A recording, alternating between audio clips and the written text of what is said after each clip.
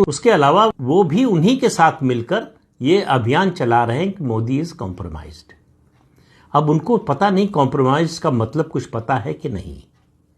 उनको पता होता तो ये शब्द वो बोलने से पहले 100 बार डरते, 1000 बार डरते, क्योंकि उनके परिवार ने कितनी बार कॉम्प्रोमाइज किया है इसकी गिनती करना मुश्किल है। पहला कॉम्प्रोमाइज था देश का बंटवारा। अगर कांग्रेस पार्टी कॉम्प्रोमाइज न करती, जिसके मुख्य कर्ता धर्ता उस समय जवाहरलाल नेहरू थे, प्रधानमंत्री बन चुके थे, अंतरिम प्रधानमंत्री, उन्होंने बंटवारा स्वीकार किया, उस पर दस्तखत किए।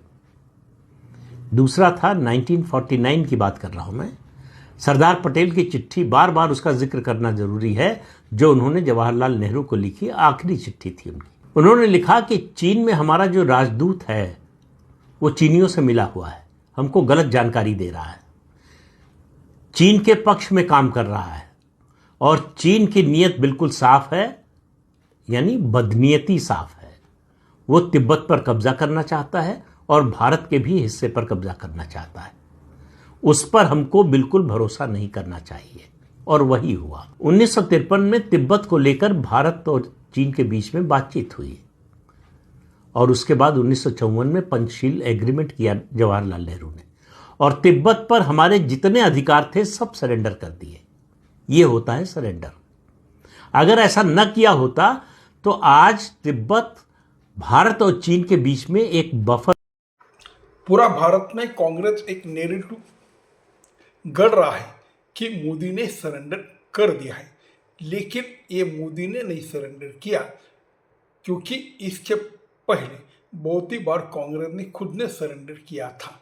जब भारत और पाकिस्तान की फाड़नी हुई तब नेहरू जी प्रधानमंत्री थे और इसने इस फाड़नी पे साइन किया, और जब जम्मू कश्मीर का जो ही होने वाला था उससे पटेल जी को अलग किया, और अपने फारूक अब्दुल्ला के बाप उमर अब्दुल्ला के दोस्ती रखने की वजह से नेहरू ने एक काम खुद के हाथों में लिया और फिर उसका बट्टाबोड़ कर दिया, और आज तक इसका दुष्परिणाम भारत को भुगतना पड़ रहा है। फिर जब चीन में एक भारतीय राजदूत थे, ये राजदूत चीन को मिले हुए थे, इनकी जानकारी नेहरू को दी गई, लेकिन नेहरू ने कुछ नहीं किया। फिर बाद में चीन ने तिब्बत अपने कब्जे में लेने की कोशिश की, तब कुछ भारत सरकार से बात हुई और नेहरू ने इन पे साइन कर दिया, और 1954 में तिब्बत चीन में चला गया, और उसी टाइम भारत का कुछ हिस्सा भी चीन ने ले लिया, लेकिन नेहरू कुछ कर नहीं सके। तो ये कॉम्प्रोमाइज नहीं था तो क्या था? मोदी ने ऐसा कुछ नहीं किया, ना देश का कोई इंच जमीन किसी को दिया, और ना मोदी के राज्य में किसी देश ने भारत पर आक्रमण किया, ना भारत को कोई तकलीफ दी। तो भाई कॉम्प्रोमाइज कौन कर रहा है? और ऐसे कॉम्प्रोमाइज करने वाले लोग ऐसे बात करते हैं, और हम भारतीय ऐसी कांग्रेस को वोट देते और मोदी को कोसते हैं।